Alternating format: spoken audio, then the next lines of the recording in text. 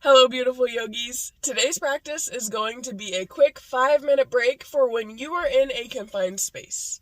Today, I am in my car. If you are in your car as well, or even if you're stuck in traffic, make sure that you put your car in park before you start, okay? No driving in yoga. No driving in yoga. So make sure you put your car in park, and we'll get right into the practice. This is also great for if you are in an airplane, if you are just anywhere that's confined and you just need a quick 5-minute pick-me-up. Even if you're sitting at your desk, this is a perfect practice for you. Without further ado, we have 5 minutes on the clock. Let's get right into it. Begin by sitting up straight. Check your posture. Make sure that your shoulders are stacked directly over your hips. Roll your shoulders back. Plant your feet on the ground and begin to take some deep inhales and exhales with me. Inhale through your nose, fill up your lungs completely. Exhale, sigh it out.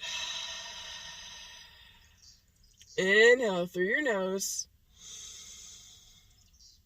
Exhale, sigh. Maybe close down your eyes if you're able to. Inhale through your nose. Exhale, sigh it out. Inhale through your nose. Exhale, release. Last time, inhale. Exhale, release.